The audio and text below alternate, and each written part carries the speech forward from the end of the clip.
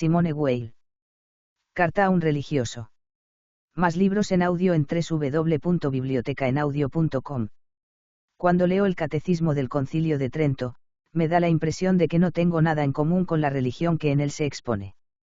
Cuando leo el Nuevo Testamento, los místicos, la liturgia, cuando veo celebrar la misa, siento con alguna forma de certeza que esa fe es la mía o, más exactamente, que sería la mía sin la distancia que entre ella y yo pone mi imperfección.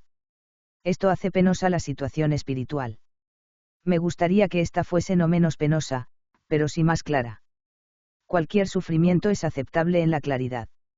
Voy a enumerarle cierto número de pensamientos que habitan en mí desde hace años, al menos algunos, y que constituyen un obstáculo entre yo misma y la Iglesia. No le pido que discuta el fondo. Me sentiría feliz con tal discusión, pero más adelante, en segundo lugar. Le pido una respuesta firme, sin fórmulas tales como, en mi opinión, sobre la compatibilidad o incompatibilidad de cada una de estas opiniones con la pertenencia a la Iglesia. Si hay incompatibilidad, quisiera que me dijera usted claramente, negaría el bautismo o la absolución a cualquiera que manifestase su adhesión a las opiniones contenidas en las rúbricas número tal y tal. No pido una respuesta rápida. No hay urgencia. Pido solamente una respuesta categórica. Pido disculpas por causarle esta molestia, pero no veo la forma de evitarla. La reflexión sobre estos problemas está lejos de ser un juego para mí. No solamente es de una importancia más que vital, pues la salvación eterna está comprometida ahí, sino que incluso es de una importancia que supera con mucho, a mis ojos, la de mi propia salvación. Una cuestión de vida o muerte es un juego en comparación con lo que aquí se plantea. Entre las opiniones que voy a exponer, algunas son dudosas para mí, pero en el caso de que fuera de fe estricta estimarlas falsas, constituyen para mí un obstáculo tan serio como las otras, pues tengo la convicción firme de que son dudosas, es decir, de que no es legítimo negarlas categóricamente. Algunas de mis opiniones, especialmente las que conciernen a los misterios, las escrituras no judeo-cristianas, Melquisedec, no han sido nunca condenadas, aun habiendo sido probablemente sostenidas en los primeros siglos. Esto me lleva a preguntarme si no habrán sido tácitamente aceptadas. Como quiera que sea, si hoy fueran públicamente expuestas por mí o por otras personas y condenadas por la Iglesia, no las abandonaría a menos que se me convenciera de que son falsas. Pienso en estas cosas desde hace años con toda la intensidad del amor y la atención de que dispongo. Esta intensidad es miserablemente débil, pues mi imperfección es muy grande, pero tengo la impresión de que va siempre en aumento. A medida que crece, los lazos que me unen a la fe católica se hacen cada vez más fuertes, están cada vez más profundamente enraizados en el corazón y la inteligencia. Pero, al mismo tiempo, los pensamientos que me alejan de la Iglesia ganan también en fuerza y claridad. Si estos pensamientos fueran realmente incompatibles con la pertenencia a la Iglesia, apenas habría esperanza, pues, de que pudiera alguna vez participar de los sacramentos. De ser así, no veo cómo evitar la conclusión de que mi vocación es ser cristiana fuera de la Iglesia. La posibilidad de tal vocación implicaría que la Iglesia no es tan católica de hecho como lo es de nombre, y que deberá serlo algún día, si está destinada a cumplir su misión. Las opiniones que siguen tienen para mí grados diversos de probabilidad o de certidumbre, pero todas van acompañadas en mi espíritu de un margen de interrogación. Si las expreso en indicativo es solo por la pobreza del lenguaje, necesitaría que la conjugación contuviera un modo suplementario. En el dominio de las cosas santas, nada afirmo categóricamente. Pero aquellas de mis opiniones que son conformes a la enseñanza de la Iglesia están igualmente acompañadas en mi espíritu del mismo margen de interrogación. Considero que una cierta suspensión del juicio respecto a todos los pensamientos, cualesquiera que sean, sin excepción, constituye la virtud de la humildad en el dominio de la inteligencia. He aquí la lista. Grado si se toma un momento de la historia anterior a Cristo y suficientemente alejado de él, alejado, por ejemplo, en 5 siglos, y se hace abstracción de la continuación, en ese momento Israel está más apartado de Dios y de las verdades divinas que varios pueblos del entorno India, Egipto, Grecia, China. Pues la verdad esencial relativa a Dios es que Él es bueno. Creer que Dios puede ordenar a los hombres actos atroces de injusticia y crueldad es el mayor error en que pueda incurrirse respecto a Él. Zeus, en la Ilíada, no ordena ninguna crueldad. Los griegos creían que, Zeus suplicante, habita en todo. Desdichado que implora piedad. Yahvé es el Dios de los ejércitos. La historia de los hebreos demuestra que los ejércitos no aluden solamente a los cielos sino también a los guerreros de Israel. Ahora bien, Heródoto enumera una gran cantidad de pueblos helénicos y asiáticos de los cuales solo uno tenía un Zeus de los ejércitos. Esta blasfemia era desconocida por todos los demás. El libro de los muertos egipcio, de 3000 años al menos de antigüedad, probablemente mucho más, está impregnado de caridad evangélica. El muerto dice a Osiris, Señor de la verdad, te traigo la verdad. He destruido el mal para ti. No he matado a nadie. No he hecho llorar a nadie. No he dejado que nadie pasase hambre. Jamás he incitado a que un amo hiciera daño a su esclavo. Jamás he causado temor a ningún hombre. Nunca he hecho altiva mi voz. Nunca he sido sordo a palabras justas y verdaderas. No he antepuesto mi nombre para recibir honores. No he rechazado a Dios en sus manifestaciones. Los hebreos, que estuvieron 4 siglos en contacto con la civilización egipcia, se negaron a adoptar este espíritu de dulzura. Querían poder. Todos los textos anteriores al exilio, en Miopia e Inión, están manchados con este error fundamental sobre Dios. Excepto el libro de Job, cuyo protagonista no es judío, el Cantar de los Cantares pero es realmente anterior al exilio, y algunos salmos de David pero es segura la atribución. Por otra parte, el primer personaje perfectamente puro que aparece en la historia judía es Daniel, que fue iniciado a la sabiduría caldea. La vida de todos los demás, comenzando por Abraham, está marcada con cosas atroces. Abraham empieza por prostituir a su mujer. Esto llevaría a pensar que Israel ha tomado la verdad más esencial concerniente a Dios, a saber, que Dios es bueno antes de ser poderoso, de las tradiciones extranjeras, caldea, persa o griega, gracias al exilio. Grados. Lo que llamamos idolatría es en gran medida una ficción del fanatismo judío. Todos los pueblos de todos los tiempos han sido siempre monoteístas. Si los hebreos de aquella época resucitaran, y si les dieran armas, nos exterminarían a todos, hombres, mujeres y niños, por el crimen de idolatría. Nos reprocharían adorar a Baal y Astarte, tomando a Cristo por Baal y a la Virgen por Astarte. Recíprocamente, Baal y Astarte eran quizá figuras de Cristo y de la Virgen. Se reprocha con razón a algunos de estos cultos los excesos que los acompañaban, pero, en mi opinión, tales excesos eran mucho más raros de lo que hoy se piensa. Pero las crueldades ligadas al culto de Yahvé, los exterminios ordenados por él, son manchas al menos tan atroces. La crueldad es un crimen todavía más espantoso que la lujuria. La lujuria, además, se satisface tanto en el asesinato como en la unión carnal. Los sentimientos de los supuestos paganos hacia sus estatuas eran muy probablemente los mismos que los inspirados actualmente por los crucifijos y las imágenes de la Virgen y los santos, con las mismas desviaciones entre las gentes espiritual e intelectualmente mediocres. No se atribuye corrientemente determinadas virtudes sobrenaturales a ciertas imágenes de la Virgen. Aun cuando creyeran que la divinidad estaba totalmente presente en la piedra o en la madera, tenían quizá razón. No creemos que Dios está presente en el pan y el vino. Había quizá presencia real de Dios en las estatuas realizadas y consagradas según unos determinados ritos. La verdadera idolatría es la codicia, pleonexia etis estine idololatreia, col, y la nación judía, en su sed de bien carnal, era culpable de codicia precisamente en los momentos en que adoraba a su Dios. Los hebreos han tenido como ídolo, no uno de metal o madera, sino una raza, una nación, algo también completamente terrestre. Su religión es, en esencia, inseparable de esa forma de idolatría, debido a la idea de pueblo elegido. Grados. Las ceremonias de los misterios de Eleusis y Osiris eran consideradas sacramentos en el sentido en que hoy lo entendemos. Y quizá eran verdaderos sacramentos, con la misma virtud que el bautismo o la Eucaristía, obteniendo esta virtud de la misma relación con la pasión de Cristo. La pasión estaba por venir. Hoy es el pasado. El pasado y el porvenir son simétricos. La cronología no puede tener un papel determinante en una relación entre Dios y el hombre, una relación en la que uno de sus términos es eterno.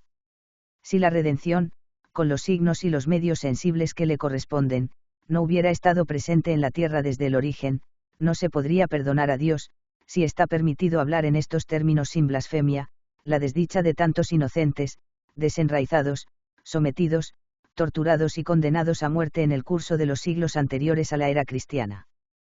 Cristo está presente en esta tierra, a menos que los hombres lo expulsen, allí donde hay crimen y desdicha. Sin los efectos sobrenaturales de esta presencia, como los inocentes aplastados por la desdicha podrían evitar el crimen de maldecir a Dios y, en consecuencia, la condenación.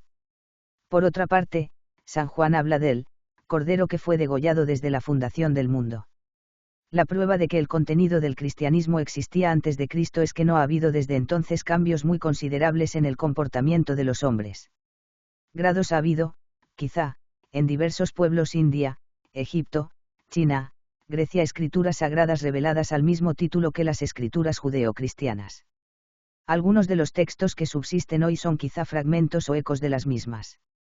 Grados los pasajes de la escritura Génesis, Salmos, San Pablo relativos a Melquisedec prueban que desde el alba de Israel existía, fuera de Israel, un servicio de Dios y un conocimiento de Dios situados en el mismo plano del cristianismo e infinitamente superiores a todo lo que jamás haya poseído Israel. Nada prohíbe suponer un vínculo entre Melquisedec y los misterios antiguos.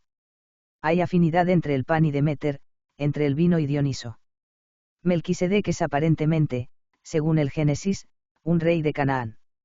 Así, pues, probablemente la corrupción y la impiedad de las ciudades de Canaán, o no databan más que de algunos siglos en el momento de las matanzas, o eran invenciones calumniosas de los hebreos contra sus víctimas. Grados el pasaje de San Pablo sobre Melquisedec, cotejado con la frase de Cristo, Abraham ha visto mi día, podría incluso indicar que Melquisedec era ya una encarnación del Verbo. En todo caso, no es cierto que el Verbo no haya tenido encarnaciones anteriores a Jesús, y que Osiris en Egipto y Krisina en India no hayan estado entre ellas. Grados y Osiris no es un hombre que haya vivido sobre la tierra siendo al mismo tiempo Dios, de la misma manera que Cristo, entonces la historia de Osiris es al menos una profecía infinitamente más clara, más completa y más próxima a la verdad que todo lo que se denomina con este nombre en el Antiguo Testamento. Lo mismo puede decirse de otros dioses muertos y resucitados. La gran importancia que actualmente tiene este problema radica en que se hace urgente remediar el divorcio que existe desde hace 20 siglos y que se agrava sin cesar entre la civilización profana y la espiritualidad en los países cristianos. Nuestra civilización no debe nada a Israel y muy poca cosa al cristianismo, casi todo lo debe a la antigüedad precristiana: germanos, druidas, romanos, griegos, egeo-cretenses, fenicios, egipcios, babilonios. Si hay una separación nítida entre esta antigüedad y el cristianismo, la misma separación existe entre nuestra vida profana y nuestra vida espiritual. Para que el cristianismo se encarne verdaderamente, para que la inspiración cristiana impregne la vida entera, es preciso reconocer antes que históricamente nuestra civilización profana procede de una inspiración religiosa que, aunque cronológicamente precristiana, era cristiana en su esencia. La sabiduría de Dios debe ser contemplada como el trayecto único de toda luz en este mundo, incluso las débiles luces que iluminan las cosas de este mundo. Y otro tanto por lo que hace a Prometeo. La historia de Prometeo es la historia misma de Cristo proyectado en lo eterno. No falta ahí más que la localización en el tiempo y en el espacio. La mitología griega está llena de profecías. Lo mismo ocurre con los relatos del folclore europeo, con lo que se llama los cuentos de hadas. En realidad, muchos nombres de divinidades griegas son probablemente nombres que designan a una sola persona divina, a saber, el Verbo. Pienso que es el caso de Dioniso, Apolo, Artemisa, Afrodita celeste, Prometeo, el amor, Proserpina y algunos más. Creo también que Hestia, Atenea y quizá Hefesto son nombres del Espíritu Santo. Hestia es el fuego central. Atenea salió de la cabeza de Zeus después que éste hubiera devorado a su esposa. La sabiduría, que estaba encinta, procede, pues, de Dios y de su sabiduría. Tiene como atributo el olivo, y el aceite, en los sacramentos cristianos, tiene afinidad con el Espíritu Santo. Se comentan por lo común ciertos actos o palabras de Cristo diciendo, para que se cumpliera la Escritura. Se trata de profecías hebreas. Pero otros actos, otras palabras podrían ser comentadas igualmente en relación con profecías no hebreas. Cristo comenzó su vida pública transformando el agua en vino. La terminó transformando el vino en sangre. Señaló así su afinidad con Dioniso. También por medio de la expresión, yo soy la vid verdadera. Las palabras, si el grano no muere, expresan su afinidad con las divinidades muertas y resucitadas que tenían a la vegetación por imagen, como Eitiaíes y Proserpina. La maternidad de la Virgen tiene relaciones misteriosas con un pasaje del Taimeo de Platón concerniente a una cierta esencia, madre de todas las cosas y perpetuamente intacta.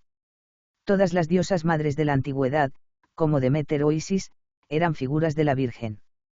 La comparación, tan insistente, de la cruz con el árbol, de la crucifixión con la horca, debe tener relación con mitologías hoy desaparecidas. Si el poema escandinavo La runa de Odín es anterior a toda contaminación cristiana, cosa inverificable, contiene también una profecía significativa. Yo sé que he colgado de un árbol balanceado por el viento, durante 9 noches enteras, herido por una lanza, ofrecido a Odín, yo mismo a mí mismo, en aquel árbol cuyas raíces nadie conoce. Nadie me ha dado pan, ni me ha ofrecido un cuerno para beber en él. He mirado hacia abajo, he observado las runas, llorando las he fijado en la memoria y luego he bajado de allí. Primera Edda. La expresión, Cordero de Dios, sin duda está relacionada con tradiciones que quizá tengan vínculos con lo que hoy se llama totemismo. La historia de Zeus Amón en Heródoto, Zeus degollando un carnero para mostrarse a quien le suplica se deje ver recubierto de su vellón, comparada con la expresión de San Juan, el cordero que fue degollado desde la fundación del mundo, proyecta sobre ella una intensa luz.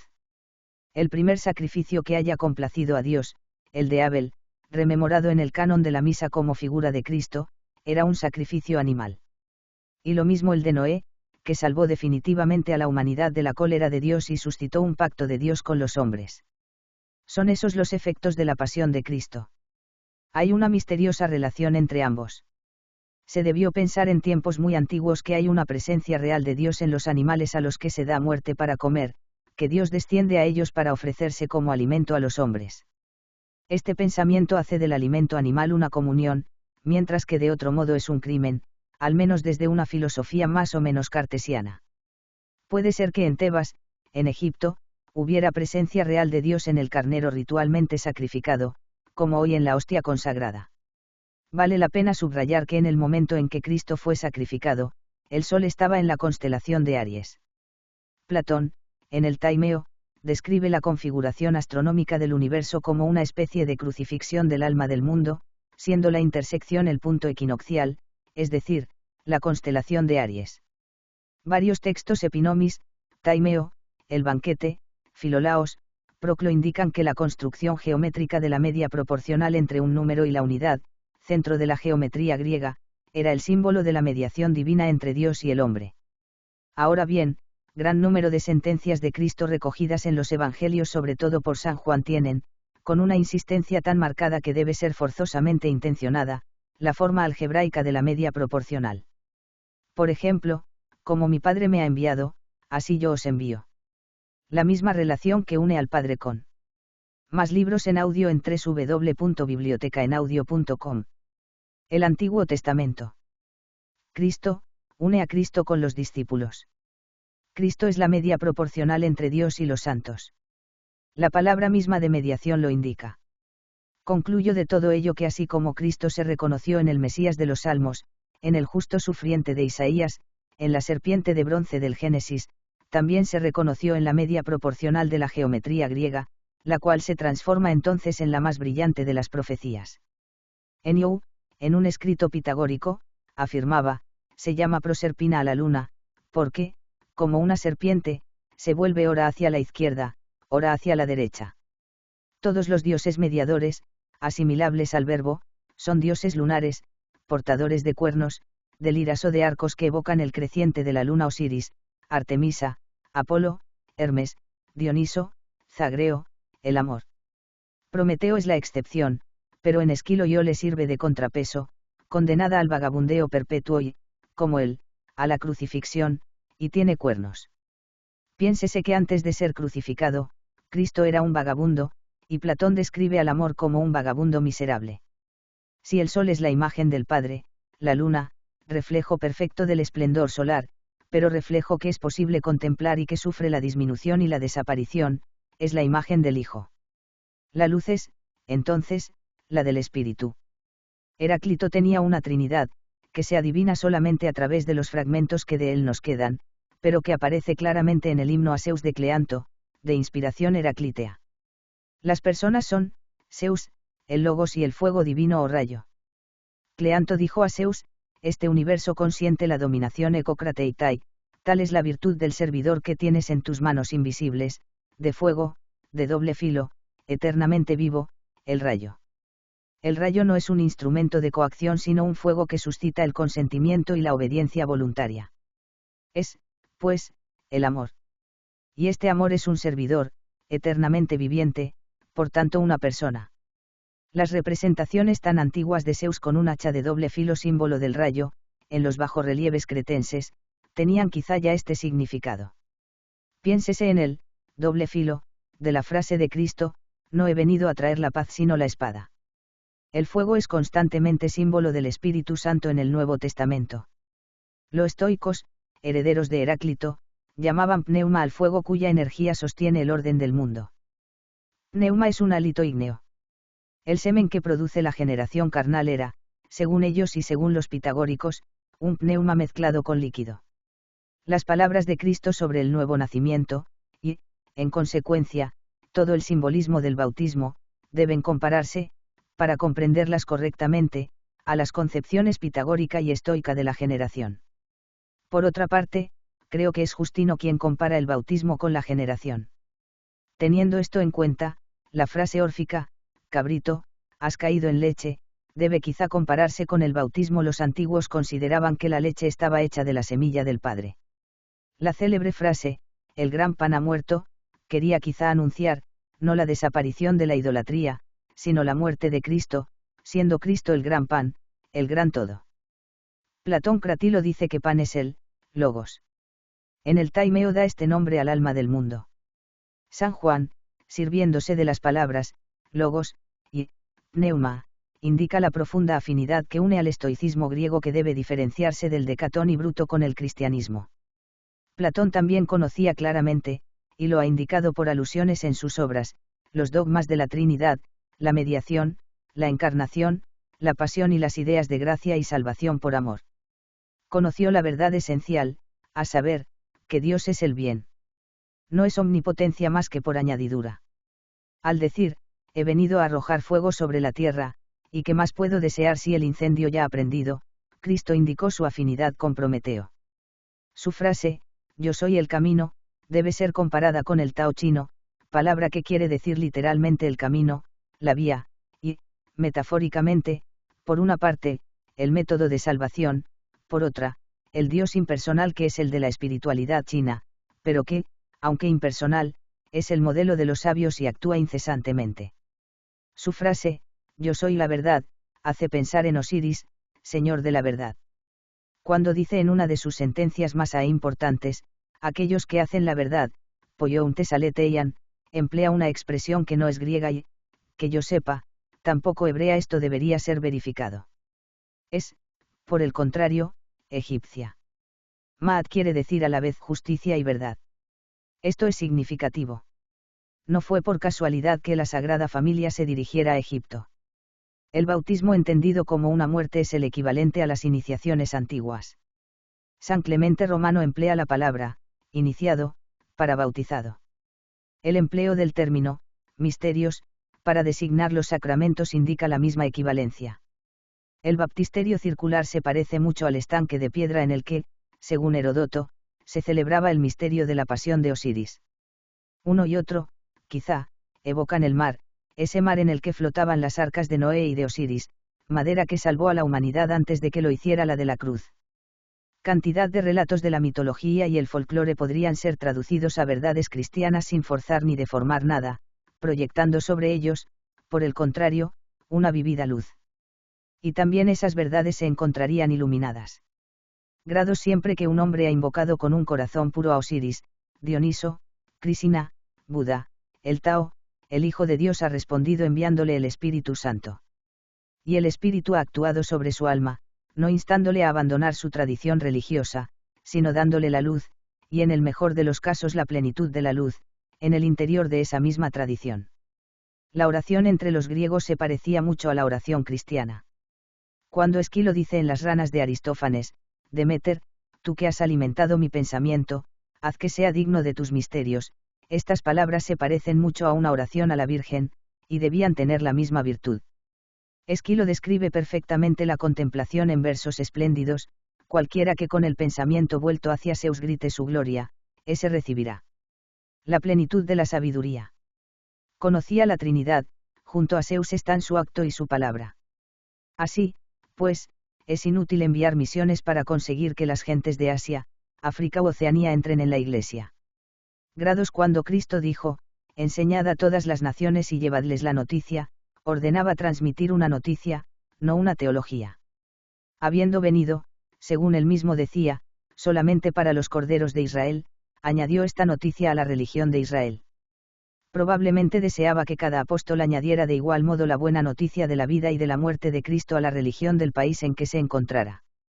Pero la orden ha sido mal comprendida por el inestirpable nacionalismo de los judíos. Estos han tenido que imponer en todas partes su escritura.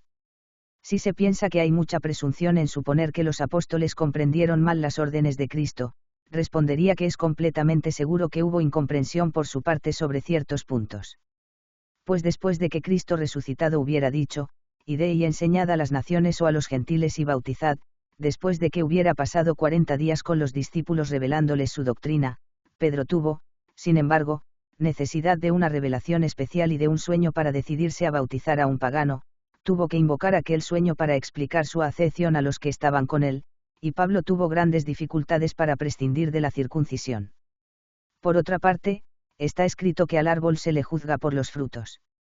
La Iglesia ha producido demasiado frutos malos como para pensar que no ha habido un error de partida.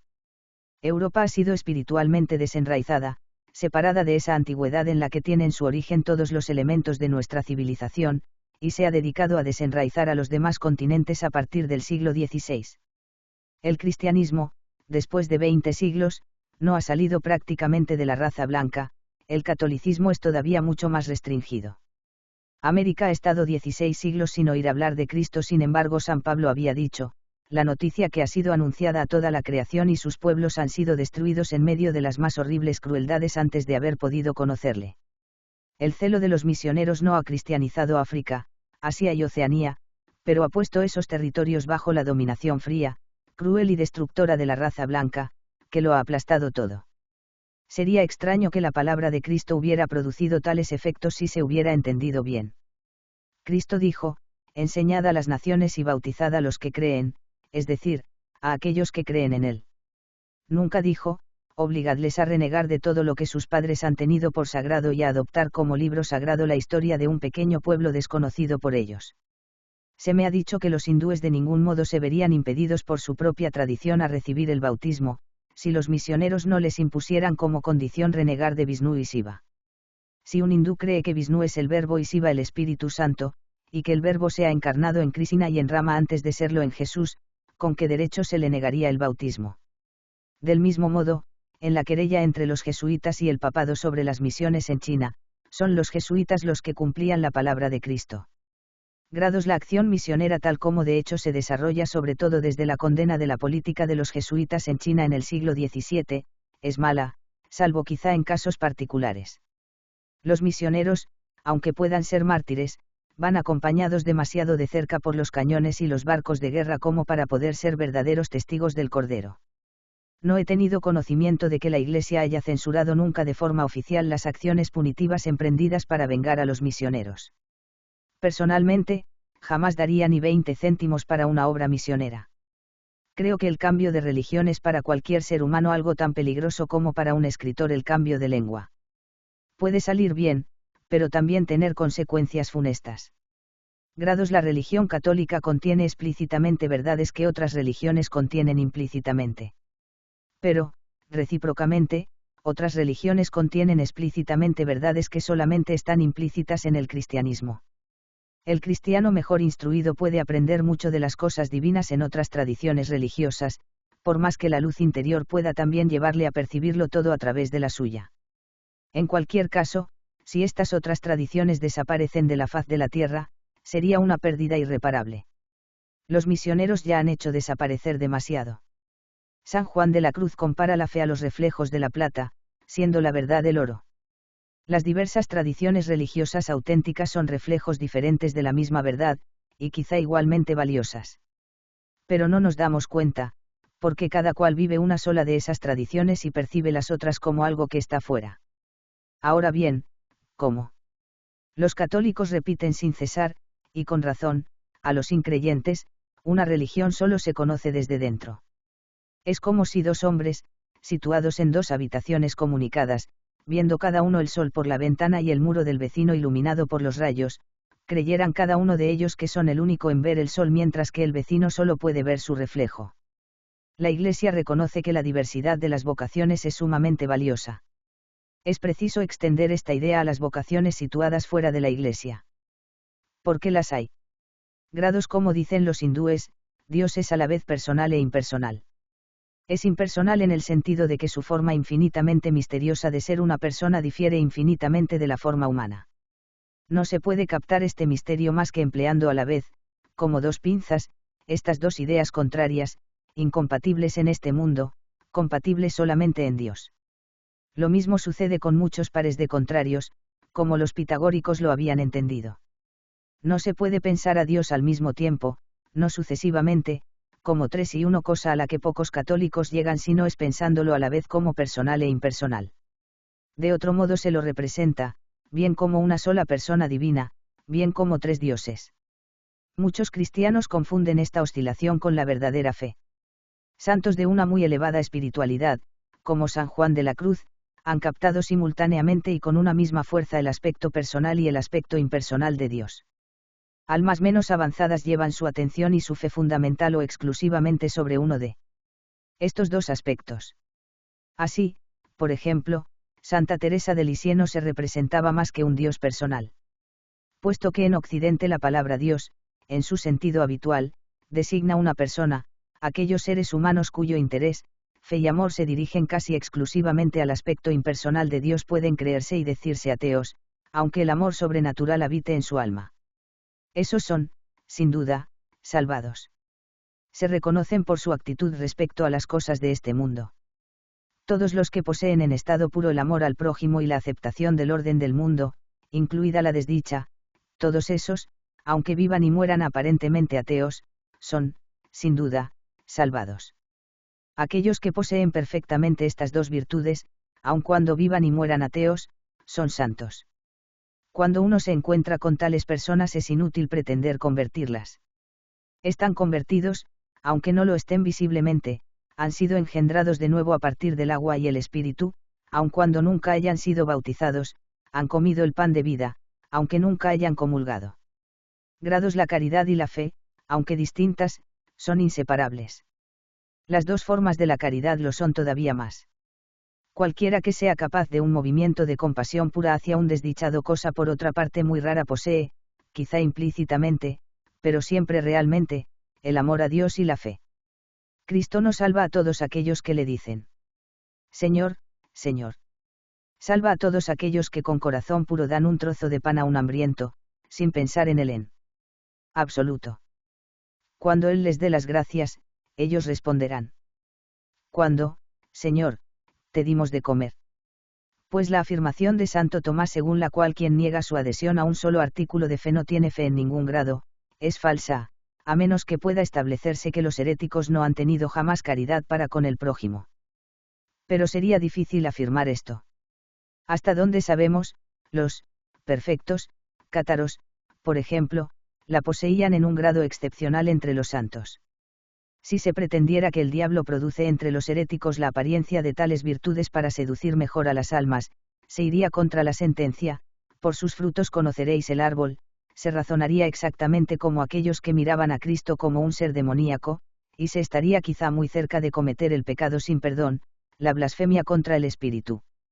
De igual forma, un ateo o un infiel, que sean capaces de compasión pura, están tan próximos a Dios como un cristiano y en consecuencia le conocen igualmente, aunque sus conocimientos se expresen mediante otras palabras, o queden en silencio. Pues, Dios es amor. Y retribuye a quienes le buscan y da la luz a quienes se le acercan, sobre todo si anhelan la luz. Grado: San Juan dijo: cualquiera que crea que Jesús es el Cristo, ha nacido de Dios. Pues cualquiera que crea eso, incluso si no suscribiere nada más de lo que afirma la Iglesia, tiene la verdadera fe. Por eso, Santo Tomás está completamente equivocado. Además la Iglesia, añadiendo a la Trinidad, la encarnación y la redención otros artículos de fe, ha ido contra el Nuevo Testamento. De seguir a San Juan, no habría debido excomulgar más que a los docetas, aquellos que niegan la encarnación.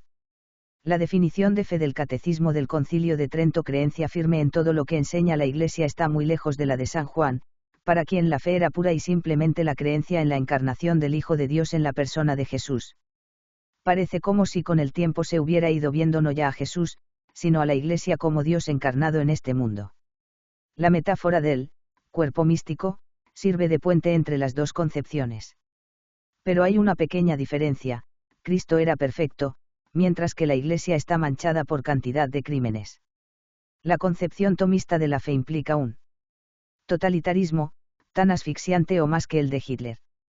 Pues si el espíritu suscribe completamente no solo todo lo que la Iglesia ha reconocido como de fe estricta, sino también todo lo que reconocerá alguna vez como tal, la inteligencia debe ser amordazada y reducida a tareas serviles. La metáfora del velo, o del reflejo, aplicada por los místicos a la fe les permite salir de este punto muerto. Aceptan la enseñanza de la Iglesia, no como la verdad, sino como algo detrás de lo cual se encuentra la verdad. Esto está muy lejos de la fe definida por el Catecismo del Concilio de Trento. Es como si bajo la misma denominación de cristianismo, y en el interior de la misma organización social, hubiera dos religiones distintas, la de los místicos y la otra. Yo pienso que la verdadera es la primera, y que la confusión de ambas ha tenido a la vez grandes ventajas y grandes inconvenientes. Según la frase de San Juan, la Iglesia nunca ha tenido derecho a excomulgar a cualquiera que creyera verdaderamente que Cristo era el Hijo de Dios encarnado en este mundo. La definición de San Pablo es más amplia todavía: creer que Dios existe y retribuye a quienes le buscan. Esta concepción no tiene ya nada en común con la de Santo Tomás y el Concilio de Trento. Existe incluso contradicción. Pues ¿cómo atreverse a afirmar que entre los heréticos nunca ha habido nadie que buscase a Dios? Grados los samaritanos eran a la antigua ley lo que los herejes son a la Iglesia. Los perfectos, cátaros entre otros, eran a un buen número de teólogos lo que es el samaritano de la parábola al sacerdote y al levita. Según eso, ¿qué pensar de aquellos que permitieron su exterminio y apoyaron a Simón de Montfort? Esta parábola habría debido enseñar a la Iglesia a no excomulgar nunca a cualquiera que practique el amor al prójimo. Grados no hay, en la medida en que yo puedo verlo, verdadera diferencia, sino en las modalidades de expresión, entre la concepción maniquea y la cristiana de la relación entre el bien y el mal. Grados el maniqueísmo es una de esas tradiciones en las que se puede tener la seguridad de encontrar la verdad si se estudia con suficiente piedad y atención. Grados siendo Noé, una figura de Cristo, véase Orígenes, un justo perfecto, cuyo sacrificio, siendo del agrado de Dios, salvó a la humanidad, y en cuya persona Dios ha hecho alianza con todos los hombres, su ebriedad y su desnudez deben ser entendidas probablemente en un sentido místico. De ser así, los hebreos habrían deformado la historia, como semitas y asesinos de los cananeos. Cam habría participado en la revelación de Noé, Sem y Jafet se habrían negado a participar en ella. Un gnóstico citado por Clemente de Alejandría, Strahm, B., afirma que la teología alegórica de Ferécides, maestro de Pitágoras, procede de las profecías de Cam. Ferécides, que era sirio, decía: Zeus, en el momento de crear, se transformó en amor, sería este Cam el hijo de Noé. Así lo sugiere la genealogía. De Cam han surgido los egipcios, los filisteos, es decir, los egeo-cretenses o pelasgos, muy probablemente, los fenicios, los sumerios, los cananeos, dicho de otro modo, toda la civilización mediterránea inmediatamente anterior a los tiempos históricos. Heródoto, confirmado por numerosos indicios, afirma que los helenos han tomado todos los conocimientos metafísicos y religiosos de Egipto a través de fenicios y pelasgos. Sabemos que los babilonios habían tomado sus tradiciones de los sumerios, a los que se remonta en consecuencia la sabiduría caldea. Del mismo modo, el druidismo de la Galia muy probablemente es ibérico y no céltico, pues, según Diógenes Laercio, algunos griegos veían en él uno de los orígenes de la filosofía griega, algo que, de otro modo, sería incompatible con la llegada tardía de los celtas a la Galia. Ezequiel, en el espléndido pasaje en que compara a Egipto con el árbol de la vida y a Tiro con el querubín que lo guarda, confirma plenamente lo que nos enseña Heródoto.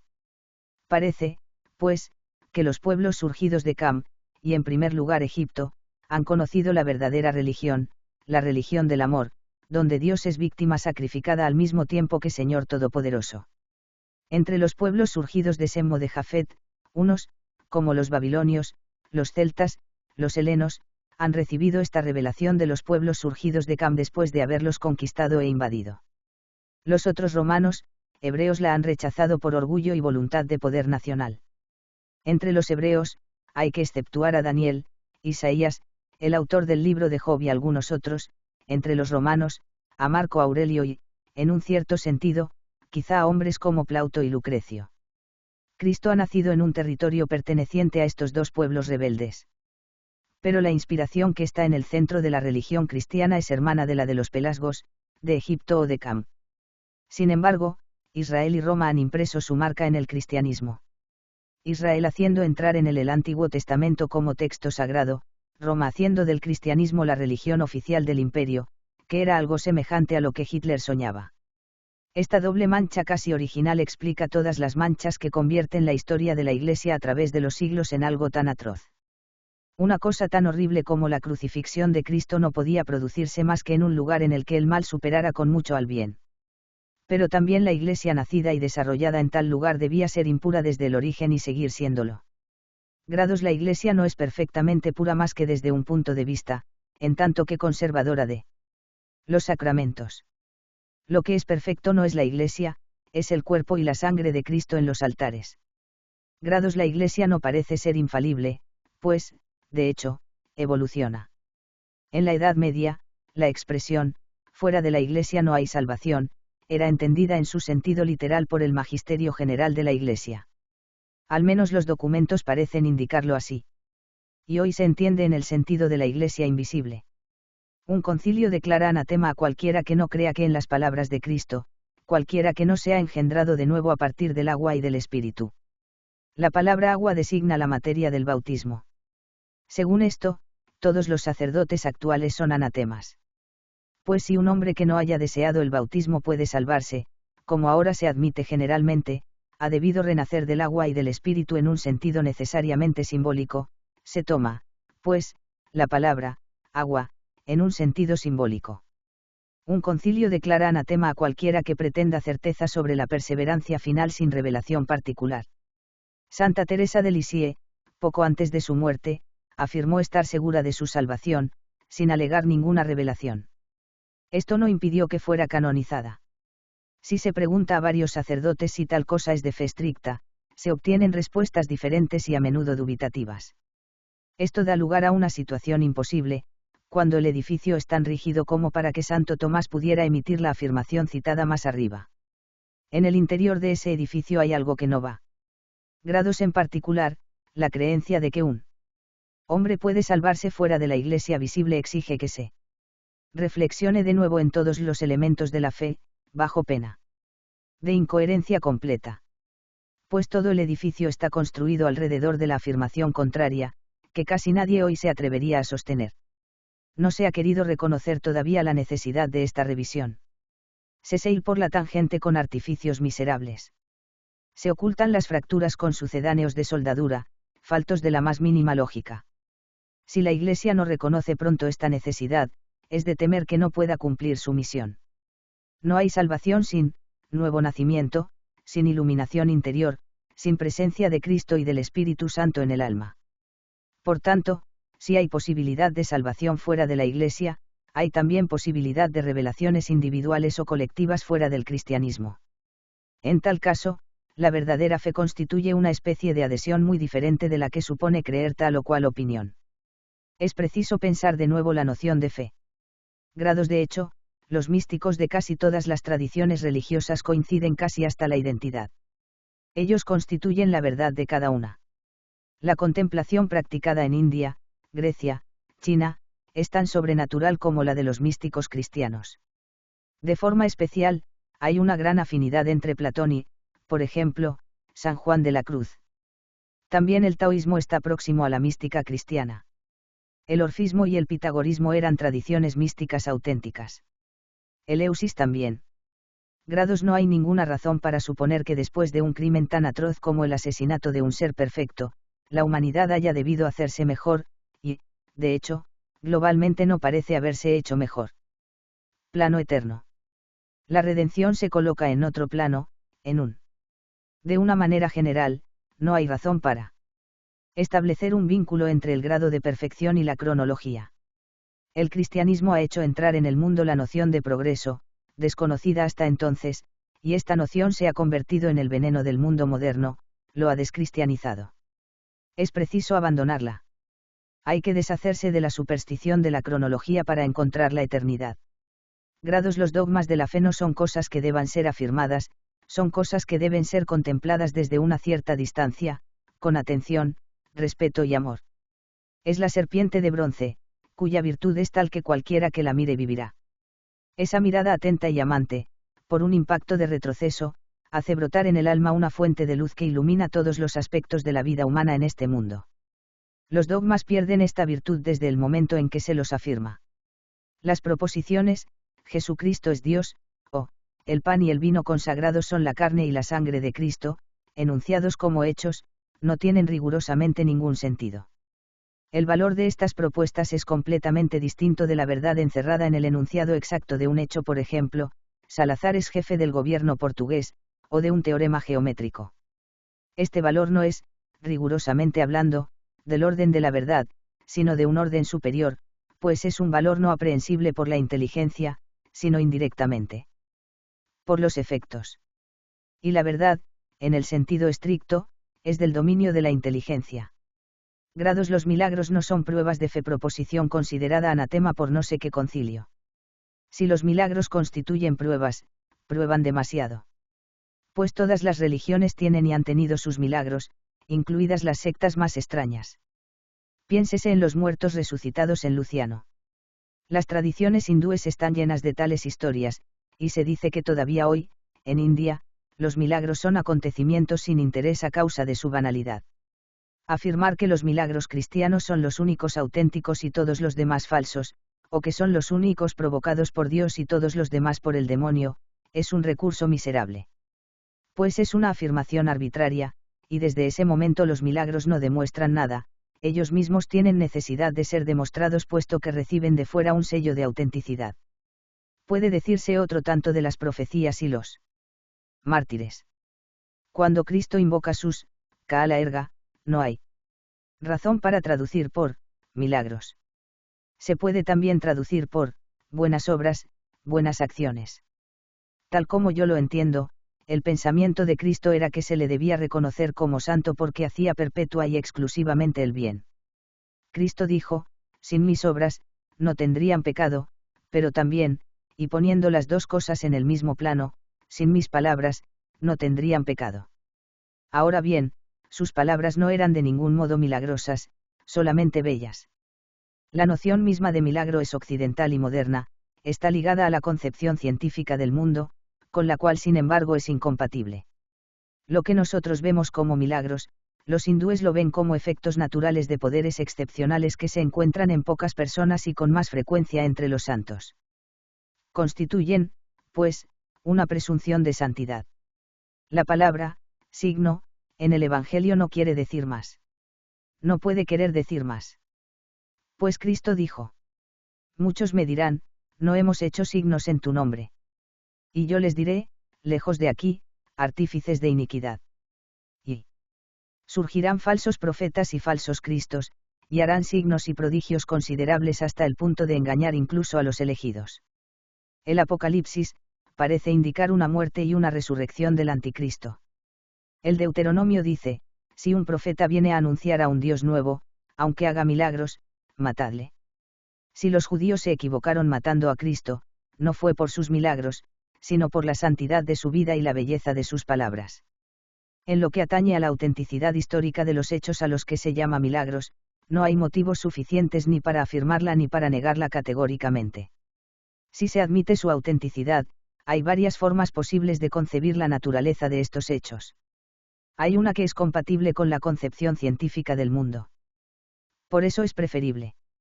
La concepción científica del mundo, bien entendida, no debe estar separada de la verdadera fe.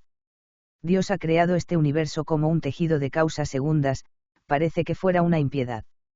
Suponer agujeros en este tejido, como si Dios no pudiera llegar a sus fines sin atentar contra su propia obra. Si se admiten tales agujeros, resulta escandaloso que Dios no haga nada por salvar a los inocentes de la desdicha. La resignación de los inocentes ante la desdicha no puede surgir en el alma más que por la contemplación y la aceptación de la necesidad, que es el encadenamiento riguroso de las causas segundas. De otro modo, se está obligado a recurrir a artificios que equivalen a negar el hecho mismo de la desdicha de los inocentes, y, en consecuencia, a falsear toda inteligencia de la condición humana y el núcleo mismo de la concepción cristiana. Los hechos llamados milagrosos son compatibles con la concepción científica del mundo si se admite como postulado que una ciencia suficientemente avanzada podría dar cuenta de ello. Este postulado no suprime el vínculo de estos hechos con lo sobrenatural. Un hecho puede estar ligado a lo sobrenatural de tres maneras. Ciertos hechos pueden ser efectos de lo que se produce en la carne, de la acción del demonio sobre el alma o de la acción de Dios. Así, un hombre llora de dolor físico, a su lado otro llora pensando en Dios con amor puro. En los dos casos hay lágrimas. Esas lágrimas son los efectos de un mecanismo psicofisiológico. Pero en uno de los dos casos un engranaje de ese mecanismo es sobrenatural, es la caridad. En este sentido, aunque las lágrimas sean un fenómeno tan ordinario, las lágrimas de un santo en estado de contemplación son sobrenaturales. En este sentido y solo en este, los milagros de un santo son sobrenaturales. Lo son al mismo título que todos los efectos materiales de la caridad. Una limosna cumplida por caridad pura es un prodigio tan grande como el caminar sobre las aguas. Un santo que camina sobre las aguas es de todo punto análogo a un santo que llora. En los dos casos hay un mecanismo psicofisiológico, uno de cuyos engranajes es la caridad, ahí está el prodigio, en que la caridad pueda ser un engranaje de tal mecanismo, y que tiene un efecto visible. El efecto visible es, en un caso, caminar sobre las aguas, en el otro, las lágrimas. El primero es más raro. Es la única diferencia. Hay hechos que la carne sola jamás pueda producir y en los que deba entrar forzosamente como engranaje el amor sobrenatural o el odio demoníaco. Caminar sobre las aguas es uno de ellos. Es posible. Somos demasiado ignorantes para poder afirmar o negar en esta materia.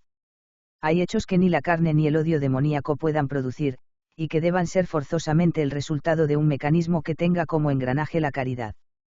Tales hechos serían criterios seguros de santidad. Los hay, quizá.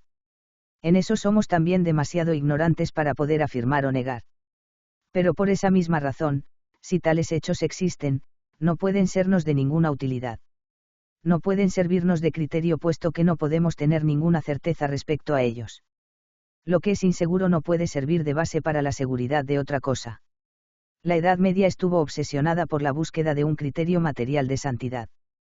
Ese es el significado de la búsqueda de la piedra filosofal. La búsqueda del grial parece incidir en el mismo tema. La verdadera piedra filosofal, el verdadero grial, es la Eucaristía. Cristo nos ha indicado lo que debemos pensar de los milagros poniendo en el centro mismo de la Iglesia un milagro invisible y de algún modo puramente convencional. Ahora bien, la convención es ratificada por Dios. Dios quiere quedar oculto. Vuestro Padre que habita en lo secreto. Hitler podría morir y resucitar 50 veces y para mí no sería el Hijo de Dios. Si el Evangelio omitiera toda mención de la resurrección de Cristo, la fe me sería más fácil. La cruz sola me basta. La prueba, lo verdaderamente milagroso, es para mí la perfecta belleza de los relatos de la pasión, unida a algunas palabras deslumbrantes de Isaías, injuriado, maltratado, no abría la boca, y de San Pablo, siendo de condición divina, no se aferró a su categoría de Dios. Se vació, obedeciendo hasta la muerte y muerte de cruz. Fue hecho maldición. Es esto lo que me obliga a creer. La indiferencia respecto a los milagros no me molestaría, puesto que la cruz produce sobre mí el mismo efecto que sobre otros la resurrección, sin el anatema lanzado por un concilio.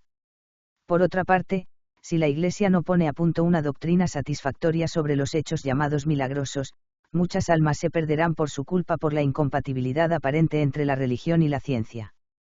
Y otros. Muchos se perderán porque, creyendo que Dios entra frecuentemente en el tejido de las causas segundas para producir hechos particulares con una intención particular, le imputan la responsabilidad de todas las atrocidades en las que Él no interviene.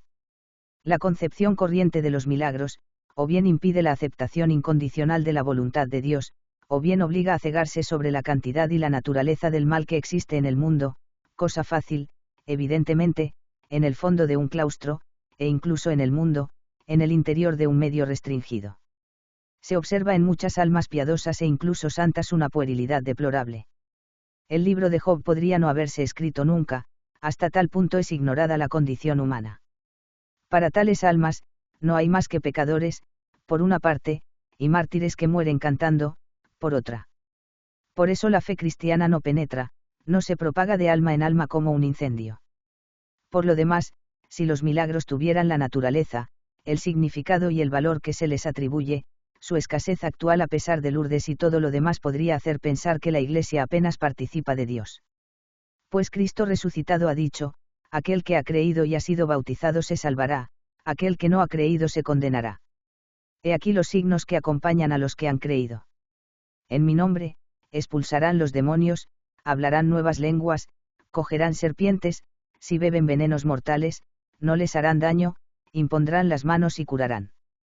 ¿Cuántos creyentes hay hoy, según este criterio? Felizmente es probable que este texto no sea auténtico. Pero la Vulgata lo admite. Grados. Los misterios de la fe no son un objeto para la inteligencia en tanto que facultad que permite afirmar o negar. No son del orden de la verdad, sino que están por encima de ella. La única parte del alma humana que es capaz de un contacto real con ellos es la facultad de amor sobrenatural. Solo a consecuencia de ese amor, el alma es capaz de adhesión a esos misterios. El papel de las otras facultades del alma, comenzando por la inteligencia, es solamente reconocer que aquello con lo que el amor sobrenatural tiene contacto son realidades, que esas realidades son superiores a sus objetos, y hacer silencio cuando el amor sobrenatural se despierta de una manera actual en el alma. La virtud de la caridad es el ejercicio de la facultad del amor sobrenatural. La virtud de la fe es la subordinación de todas las facultades del alma a la facultad del amor sobrenatural. La virtud de la esperanza es una orientación del alma hacia una transformación en virtud de la cual pasará a ser íntegra y exclusivamente amor. Para subordinarse a la facultad del amor, las demás facultades deben encontrar ahí cada una su bien propio, y particularmente la inteligencia, que es la más valiosa después del amor. Así es, en realidad. Cuando la inteligencia, habiendo hecho silencio para dejar que el amor invada toda el alma, comienza de nuevo a ejercerse, se descubre conteniendo más luz que antes, más aptitud para captar los objetos, las verdades que le son propias.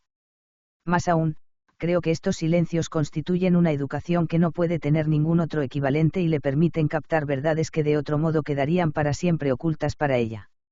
Hay verdades que están a su alcance, que son aprehensibles por ella, pero que no puede captar más que después de haber pasado en silencio a través de lo ininteligible. No es lo que quiere decir San Juan de la Cruz al hablar de la noche, refiriéndose a la fe. La inteligencia no puede reconocer más que por experiencia, a posteriori, las ventajas de esta subordinación al amor. No las presiente de antemano. No tiene, en principio, ningún motivo razonable para aceptar esta subordinación. Así, esta subordinación es algo sobrenatural, operada solo por Dios. El primer silencio, que dura apenas un instante, que se produce a través de toda el alma en favor del amor sobrenatural, es el grano arrojado por el sembrador, el grano de mostaza casi invisible que se convertirá un día en el árbol de la cruz. Del mismo modo, cuando se presta perfecta atención a una música perfectamente bella y lo mismo en cuanto a la arquitectura, la pintura, la inteligencia no encuentra ahí nada que afirmar o negar. Pero todas las facultades del alma, incluida la inteligencia, hacen silencio y quedan suspendidas de la audición. La audición es aplicada a un objeto incomprensible, pero que encierra realidad y bien. Y la inteligencia, que no capta ninguna verdad, encuentra sin embargo ahí un alimento. Creo que el misterio de la belleza en la naturaleza y en las artes solamente en el arte de primer orden, perfecto o casi perfecto es un reflejo sensible del misterio de la fe. Grado se debe a las precisiones con que la Iglesia ha creído deber rodear los misterios de la fe, y especialmente a sus condenas, anathemasit, una actitud permanente e incondicional de atención respetuosa, pero no una adhesión. Y se debe igualmente una atención respetuosa a las opiniones condenadas, por poco que su contenido, o la vida de quienes las han propuesto, contenga alguna apariencia de bien. La adhesión de la inteligencia nunca se debe a alguna cosa concreta. Pues no es en grado alguno algo voluntario. Solo la atención es voluntaria.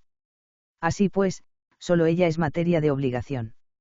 Si se quiere provocar en uno mismo, voluntariamente, una adhesión de la inteligencia, lo que se produce no es una adhesión, sino una sugestión. Esto es lo que lleva consigo el método de Pascal. Nada degrada más a la fe. Y se produce forzosamente tarde o temprano un fenómeno de compensación en forma de dudas y de tentaciones contra la fe. Nada ha contribuido más a debilitar la fe y a propagar la incredulidad que la falsa concepción de una obligación de la inteligencia. Toda obligación distinta a la propia atención impuesta a la inteligencia en el ejercicio de su función asfixia al alma. Al alma en su totalidad y no solo a la inteligencia. Grados. La jurisdicción de la Iglesia en materia de fe es positiva en la medida en que impone a la inteligencia una cierta disciplina de la atención. También en la medida en que le impide entrar en el dominio de los misterios, que le es extraño, y divagar en él.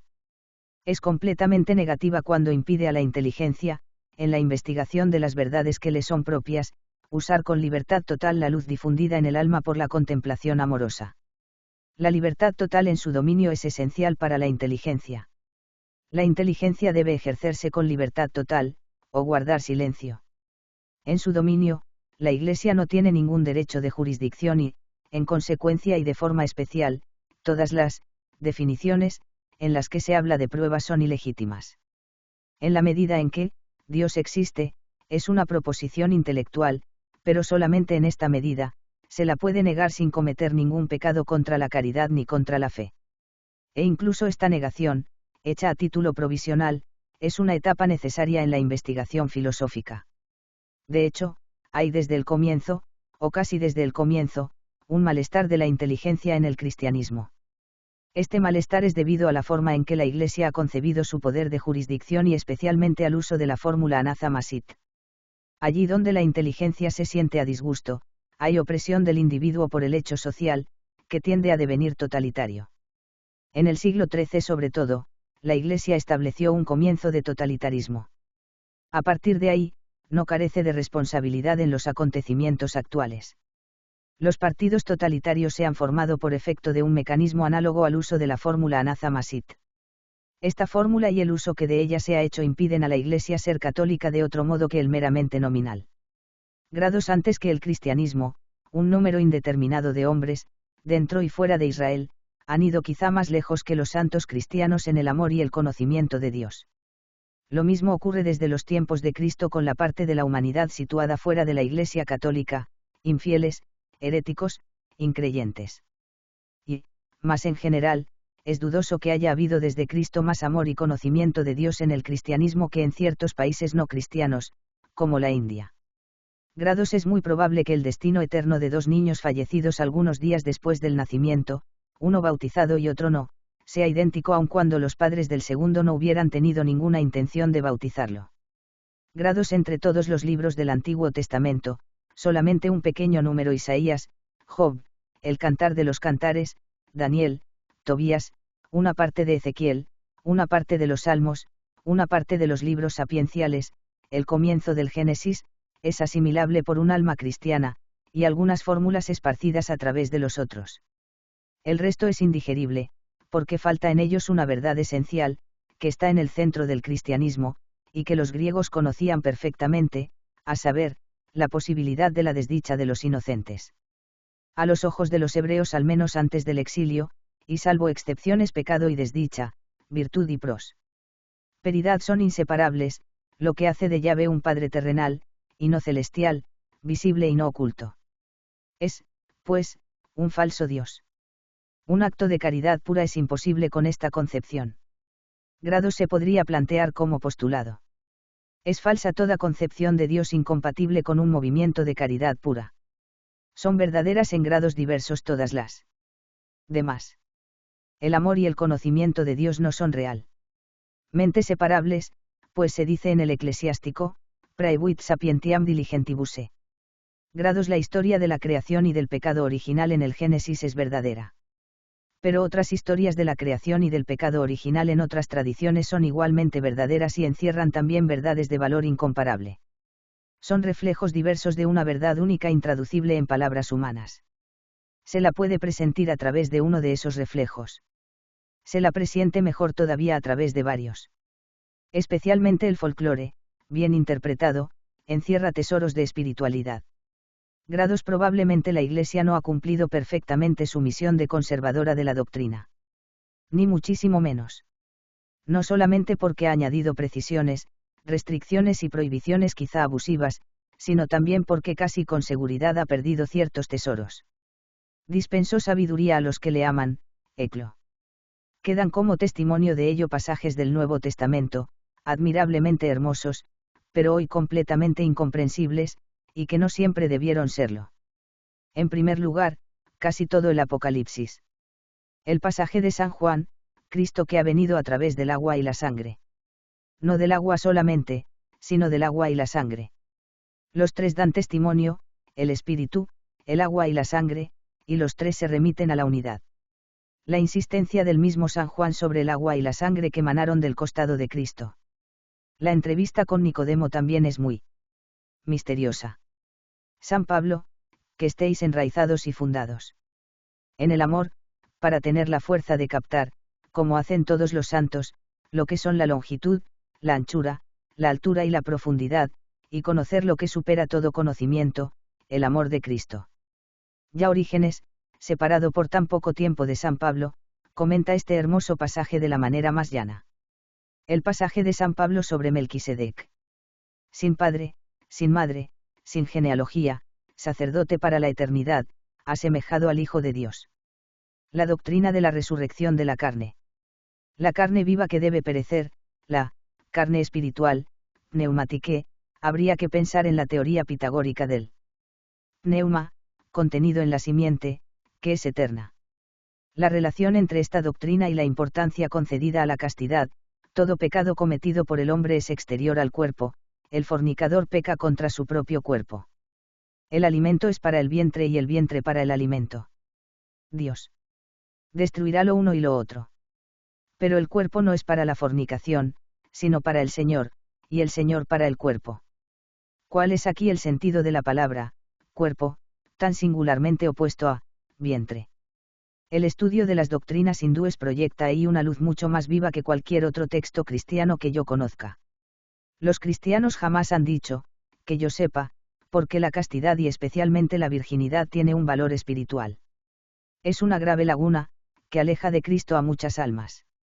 La relación de la doctrina de la redención, en la que el hombre es el fin y que, como señalaba muy bien Abelardo, es completamente ininteligible, y la doctrina en apariencia contraria indicada por las palabras, Dios ha querido dar a su Hijo muchos hermanos, habríamos sido creados entonces a causa de la encarnación. La relación misteriosa entre la ley y el pecado expresada por San Pablo de una manera a veces tan extraña. Ahí también el pensamiento hindú proporciona a veces un poco de luz. La insistencia en repetir expresiones como colgado del madero, hecho maldición. Ahí hay algo perdido sin remedio. La extraordinaria violencia de Cristo contra los fariseos, representantes del más puro espíritu de Israel. La hipocresía, la estrechez y la corrupción, vicios comunes a toda clase de clero a causa de la debilidad humana, no explican esta violencia. Y unas palabras que suenan misteriosas indican que había otra cosa: habéis robado la llave del conocimiento. Los pitagóricos llamaban llave a la mediación entre Dios y la creación. También la llamaban armonía. Las palabras, sed perfectos como perfecto es vuestro Padre Celestial, viniendo inmediatamente después de vuestro Padre, que está en los cielos, hace que el sol se levante sobre malos y buenos y hace llover sobre justos e injustos, implica toda una doctrina que, por lo que yo sé, no está desarrollada en ninguna parte. Pues Cristo cita como rasgo supremo de la justicia de Dios lo que se alega siempre, por ejemplo, Job para acusarle de injusticia, a saber, que favorece indistintamente a los buenos y los malos. Debía de haber en la enseñanza de Cristo la idea de una cierta virtud de indiferencia, semejante a la que puede encontrarse en el estoicismo griego y el pensamiento hindú. Estas palabras de Cristo recuerdan el grito supremo de Prometeo, cielo por el que para todos la común luz gira. Además, esta luz y este agua tienen también, probablemente, un significado espiritual, es decir, que todos, en Israel y fuera, en la Iglesia y fuera, son igualmente inundados por la gracia, bien que la mayor parte la rechacen. Esto es completamente contrario a la concepción corriente, según la cual Dios envía arbitrariamente más gracia a uno, menos al otro, como un soberano caprichoso, y esto bajo el pretexto de que no tiene por qué darla. Pero Dios debe, por su propia bondad infinita, conceder a cada criatura la plenitud del bien. Hay que pensar que Él distribuye continuamente a cada uno la plenitud de la gracia, pero se la acepta en distinta medida. En materia puramente espiritual, Dios satisface todos los deseos. Aquellos que tienen menos han pedido menos. El hecho mismo de haber traducido, logos, por, verbo, indica que algo se ha perdido, pues logos quiere decir ante todo relación, y es sinónimo de aritmos, número, en Platón y los pitagóricos. Relación, es decir, proporción. Proporción, es decir, armonía. Armonía, es decir, mediación. Yo traduciría, al comienzo estaba la mediación. Todo el comienzo del Evangelio de San Juan es muy obscuro. La frase, era la luz verdadera que ilumina a todo hombre que viene al mundo, contradice absolutamente la doctrina católica del bautismo. Pues, desde ese momento, el Verbo habita en secreto en todo hombre, bautizado o no, no es el bautismo lo que la hace entrar en el alma. Se podrían citar muchos otros pasajes. De un lado, la incomprensión de una parte de los discípulos, incluso después de Pentecostés probada por el episodio de Pedro y Cornelio, de otro, las matanzas causadas por la persecución explican esta insuficiencia en la transmisión. Puede ser que hacia el comienzo del siglo II todos los que habían comprendido, o casi todos, habían sido matados.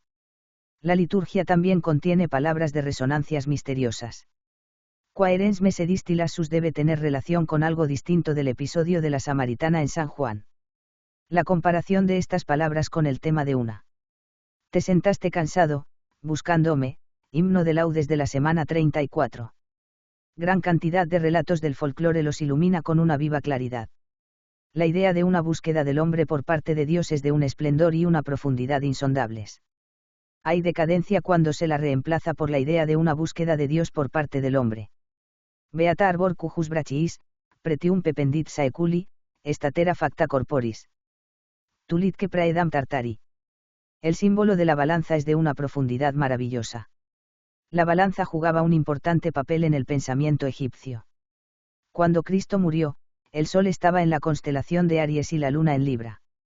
Este signo era llamado, las pinzas de Cáncer. Los escritores solo empiezan a darle el nombre de Libra, poco tiempo antes de la era cristiana, un mes antes, el sol estaba en Piscis y la luna en Virgo, cf. El significado simbólico de Piscis, y XTH y S. Si se piensa en esta metáfora, la frase de Arquímedes, dadme un punto de apoyo y moveré el mundo, puede ser contemplada como una profecía. El punto de apoyo es la cruz, intersección del tiempo y la eternidad. Sicut sidus reidiam profert Virgo filium pariforma. Neque sidus radio neque mater filio fit corrupta. Estos versos tienen unas muy extrañas resonancias. Dichosa en cuyos brazos enclavado de los siglos el precio está pendiente, echa peso del cuerpo juntamente quitando a los abismos lo robado, cántico de la liturgia de Viernes Santo. Y la estrofa precedente solocasum nesciens estellas semper rutilans semper clara resulta extraordinaria si se la compara con un cuento de los indios de América donde el sol, enamorado de la hija de un jefe que ha rechazado a todos los pretendientes, desciende a la tierra como un muchacho enfermo, casi ciego, de sórdida pobreza. Le acompaña una estrella que se encarna como una miserable vieja, abuela del muchacho. El jefe propone unas difíciles pruebas para quienes aspiran a la mano de su hija, el miserable muchacho, aunque enfermo y acostado en su colchón, es contra toda previsión el único en superarlas. La hija del jefe va a su casa como esposa, a pesar de su repugnancia, por fidelidad a la palabra de su padre. El desdichado muchacho se transforma en un príncipe maravilloso y transforma a su esposa haciendo de oro sus cabellos y vestiduras. No se podría sin embargo atribuir este cuento a una influencia cristiana, parece. En la liturgia de los días santos, las palabras ipse lignam tunc notavit, damna ligniut solveret, arboruna nobilis, nulla silva talem profert, fronde, flore, germine tienen. Como el astro emite el rayo de luz así la Virgen. Da a luz el Hijo de igual forma. Ni el astro mancilla el rayo ni la madre empaña al hijo. Sol que desconoce el ocaso, estrella siempre rutilante, siempre fúlgida. Un árbol señaló que el desempeño fuese del grave daño de otro leño, árbol el más noble y señalado entre cuantos la selva ha producido, en hoja, flor y fruto. Cántico de la liturgia de Viernes Santo. También un sentido extraño. Estas palabras son espléndidas, a ellas ha debido referirse todo un simbolismo hoy perdido. Por otra parte, toda la liturgia de la Semana Santa tiene, por decirlo así, un alucinante perfume de antigüedad. La leyenda del Grial indica una combinación hoy ininteligible, operada sin duda en el curso de los años que siguieron a la muerte de Cristo, aunque los poemas de Itan del siglo XII, entre el druidismo y el cristianismo. Hay que subrayar que la Iglesia no ha condenado nunca los poemas sobre el Grial, a pesar de la mezcla evidente de cristianismo con una tradición no cristiana. Casi inmediatamente después de la Pasión, Herodes fue obligado a residir en Lyon, acompañado de una numerosa corte en la que debía de haber cristianos. Quizá José de Arimatea. Los druidas fueron exterminados por Claudio algunos años más tarde. Las Dionisíacas de Naanous, poema de un egipcio probablemente cristiano del siglo VI, pero donde solo se habla de dioses griegos y astrología, y que presenta semejanzas muy singulares con el Apocalipsis, han debido estar inspiradas por una combinación del mismo tipo. Nb. Se trata de un rey licurgo, ya citado en Homero, que atacó a traición a Dioniso desarmado y le obligó a refugiarse en el fondo del Mar Rojo. Era rey de los árabes que están al sur del Monte Carmelo. A juzgar por la geografía, difícilmente puede tratarse de Israel. Si se admite que Israel era considerado por los antiguos como un pueblo maldito por haber negado la noción de un Dios mediador, sufriente y redentor, revelado a Egipto, se comprenderá lo que de otro modo es inexplicable, a saber, que Heródoto, tan ávido de todas las curiosidades de orden religioso, jamás hablara de Israel. Hay que subrayar que Israel estaba predestinado a ser la cuna de Cristo, pero también a asesinarlo. Según numerosos testimonios, Dioniso es el mismo dios que Osiris. Si tuviéramos la versión egipcia de la historia de Moisés, quizá tendríamos sorpresas. El poema La runa de Odín, citado anteriormente, si no es anterior a todo contacto con el cristianismo, sería el resultado de una mezcla análoga. Esto no sería menos extraordinario. Quizá hubo al principio apóstoles de Cristo que entendieron las palabras, idea enseñar a las naciones, en la forma que yo creo correcta. Grados la comprensión del cristianismo se torna imposible para nosotros por el profundo misterio que recubre la historia de los primeros tiempos. Este misterio afecta, en primer lugar, a las relaciones del cristianismo, por una parte con Israel, y por otra con las tradiciones religiosas de las gentes. Es extremadamente improbable que no haya habido en los comienzos ensayos de sincretismo análogos a aquellos que pensaba Nicolás de Sieyès. Ahora bien, no hay ninguna huella de condena por parte de la Iglesia contra tales ensayos. Por otra parte, tampoco Nicolás de Sieyès ha sido condenado. Y sin embargo todo ha ocurrido de hecho como si hubieran sido condenados. Al lado de las necedades de Clemente de Alejandría, que ni siquiera sabía ya de los estrechos vínculos que unen a la filosofía griega clásica con la religión de los misterios, debió haber otros que vieron en la Buena Nueva la coronación de esta religión. ¿Qué ha ocurrido con sus obras? Porfirio decía que Orígenes había interpretado simbólicamente las escrituras de Israel sirviéndose de los libros secretos de los pitagóricos y los estoicos. Sin embargo, cuando Orígenes habla de la filosofía griega, es con la pretensión de refutarla. ¿Por qué? Porque representa la competencia. ¿O por otra razón? Quería ocultar su deuda hacia ella. ¿Y por qué? Ese pasaje de Porfirio revela claramente que los misterios estaban enteramente construidos de alegorías. Eusebio cita ese pasaje y trata a Porfirio de mentiroso por haber dicho que Orígenes empezó por helenizar. Pero no niega el resto. Eusebio cita también una carta más que extraña del obispo Melito a Marco Aurelio, escrita en un tono muy amistoso. Gist. 4. Nuestra filosofía se ha desarrollado primero entre los bárbaros, pero su florecimiento ha tenido lugar entre tus pueblos Toiso y Setnesim bajo el gran reinado de Augusto.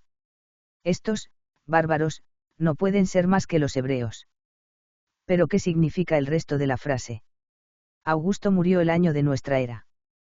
Cristo era un adolescente. El cristianismo no existía. Nuestra filosofía, querría decir nuestro Logos, Cristo. Ha tenido su florecimiento, es decir, su juventud entre las gentes en Grecia o en Italia. Añade este obispo, la mejor prueba de que nuestro Logos ha crecido al mismo tiempo que el hermoso comienzo del imperio para el bien, es que no ha sufrido ninguna humillación de la autoridad de Augusto, sino al contrario, todo esplendor y toda gloria conforme a los deseos de todos. Se habla siempre de la vida oculta en Nazaret. Ahora bien, se olvida que, si bien es cierto que esa vida está oculta, se ignora rigurosamente si se desarrolló realmente en Nazaret. He aquí todo lo que se sabe de la vida de Cristo, según el Evangelio, antes del bautismo de Juan. Nació en Belén. Siendo todavía muy pequeño, fue llevado por su familia a Egipto. Se quedó allí por un tiempo indeterminado. José volvió después de la muerte de Herodes, pero nada nos dice que fuera inmediatamente después, pudieron pasar años. A los 12 años pasó las fiestas de la Pascua en Jerusalén. Sus padres estaban entonces instalados en Nazaret. Es extraño que Lucas no mencione la huida a Egipto. A los 30 años fue bautizado por Juan. Y esto es rigurosamente todo lo que sabemos. Es ese un misterio realmente singular. Un tercer misterio es el de las relaciones del cristianismo con el imperio. Tiberio quería incluir a Cristo en el panteón y se negó inicialmente a perseguir a los cristianos. Cambió de actitud después. Pisón, hijo adoptivo de Galba, era probablemente de familia cristiana cf. Los trabajos de M. Germán. ¿Cómo explicar que hombres como Trajano y sobre todo Marco Aurelio hayan perseguido tan implacablemente a los cristianos? Sin embargo, Dante pone a Trajano en el paraíso. Por el contrario, Cómodo y otros emperadores malvados más bien les favorecieron. Y cómo posteriormente el imperio adoptó el cristianismo como religión oficial. ¿En qué condiciones? ¿Qué degradaciones debió sufrir a cambio? ¿Cómo se realizó esta colusión entre la Iglesia de Cristo y la bestia? Pues la bestia del Apocalipsis es casi con seguridad el imperio. El imperio romano era un régimen totalitario y groseramente materialista, basado en la adoración exclusiva del Estado, como el nazismo. Una sed de espiritualidad estaba latente entre los desdichados sometidos a aquel régimen. Los emperadores comprendieron desde el comienzo la necesidad de apagarla con una falsa mística, por miedo a que surgiera una mística verdadera y lo trastocara todo. Hubo una tentativa de trasladar a Roma los misterios de Eleusis. Estos misterios habían perdido casi con certeza, indicios claros así lo demuestran, todo contenido auténtico. Las matanzas atroces que se habían desarrollado tan a menudo en Grecia y especialmente en Atenas, desde la conquista romana e incluso antes, bien pudieron dejar su huella en la transmisión, los misterios fueron quizá reelaborados por iniciados del primer grado. Esto explicaría el desprecio con el que Clemente de Alejandría habla de ellos, aunque él bien pudiera haber sido un iniciado. Sin embargo, la tentativa de transferencia fracasó. Por el contrario, los druidas y los seguidores del culto secreto de Dioniso fueron exterminados, los pitagóricos y todos los filósofos fueron implacablemente perseguidos, se prohibieron los cultos egipcios y los cristianos fueron tratados de la forma conocida. El pulular de los cultos orientales en Roma en esa época recuerda el de las sectas de tipo teosófico en la actualidad. En la medida en que se pueda dar cuenta de ello, tanto en un caso como en otro, no se trataba de un producto auténtico, sino de fabricaciones destinadas a snobs. Los Antoninous son como un oasis en la historia atroz del Imperio Romano. ¿Cómo pudieron perseguir a los cristianos? Cabría preguntarse si a causa de su vida subterránea no pudieron introducirse entre los cristianos elementos realmente criminales. Sobre todo es preciso tener en cuenta el espíritu apocalíptico que los animaba. La espera del inminente advenimiento del reino los exaltaba y los afirmaba en los actos de heroísmo más extraordinarios, como ocurre hoy con los comunistas a la espera de la revolución cercana. Debe haber mucha semejanza entre estas dos psicologías. Pero, también en ambos casos, ese tipo de espera es un gran peligro social. Los historiadores antiguos relatan numerosas historias de ciudades en las que, a continuación de una medida de liberación de esclavos adoptada por un tirano por el motivo que fuese, los amos no conseguían hacerse obedecer por los que quedaban. La esclavitud era un estado tan violento que solo era soportable por almas aplastadas por una ausencia total de esperanza. En cuanto un destello de esperanza surgía, la desobediencia se hacía endémica. ¿Qué efecto no debía producir la esperanza encerrada en la buena noticia? La buena noticia no era solamente la redención, sino más todavía la casi certeza de la inminente llegada a este mundo del Cristo glorioso. En San Pablo, por una recomendación de dulzura y justicia dirigida a los amos, hay quizá 10 dirigidas a los esclavos, ordenándoles trabajar y obedecer.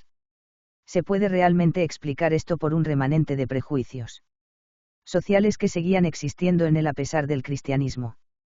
Pero muy probablemente era mucho más fácil inducir a los amos cristianos a la dulzura que a los esclavos cristianos, embriagados por la espera del día supremo, a la obediencia.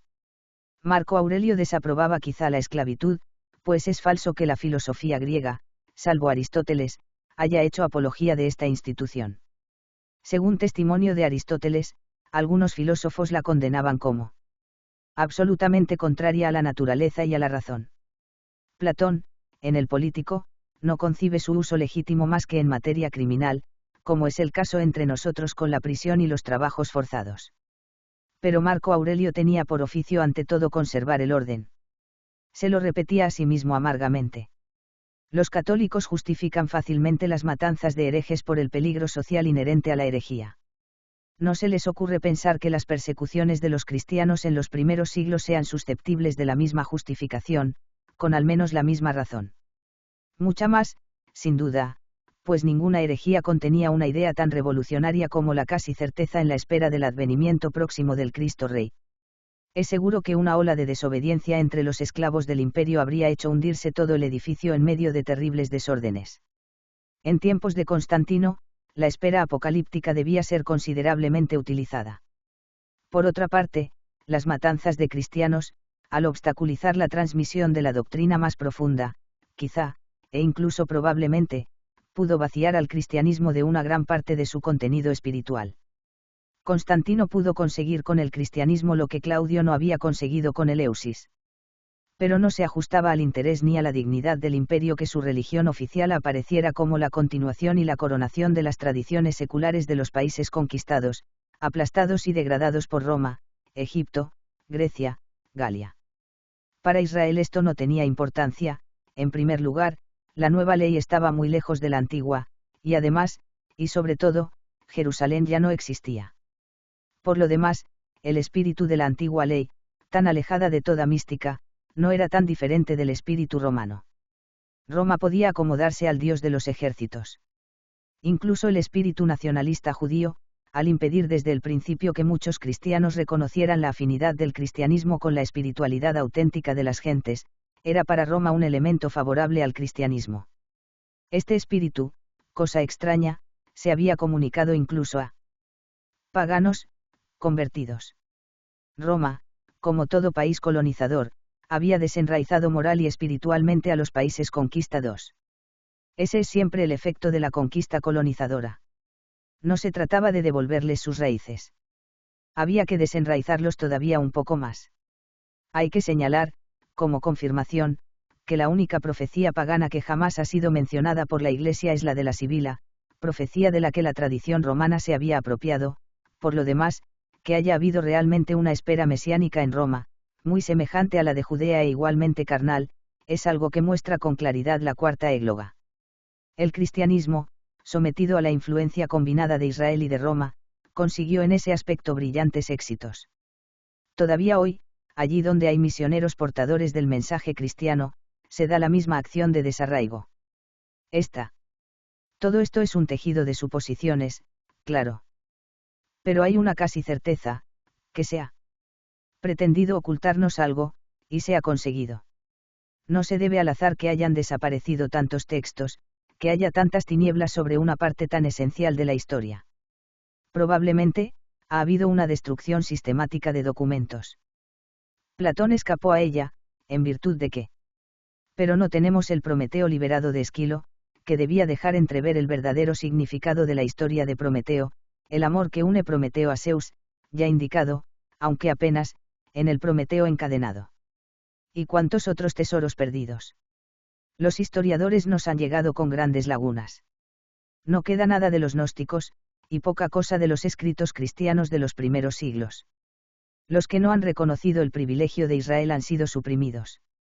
Sin embargo, la Iglesia jamás ha declarado que la tradición judeo-cristiana sea la única en poseer escrituras reveladas, sacramentos, conocimiento sobrenatural de Dios. Jamás ha declarado que no haya ninguna afinidad entre el cristianismo y las tradiciones místicas de otros países aparte de Israel. ¿Por qué? No será porque el Espíritu Santo la ha preservado, a pesar de todo, de una mentira. Estos problemas son hoy de una importancia capital, urgente y práctica. Pues como toda la vida profana de nuestros países viene directamente de civilizaciones paganas, mientras subsista la ilusión de un corte entre el llamado paganismo y el cristianismo, este no será encarnado, no impregnará toda la vida profana como debiera, quedará separado y, en consecuencia, no activo. ¿Cuánto cambiaría nuestra vida si se viera que la geometría griega y la fe cristiana han brotado de la misma fuente? Fin. Más libros en audio en www.bibliotecaenaudio.com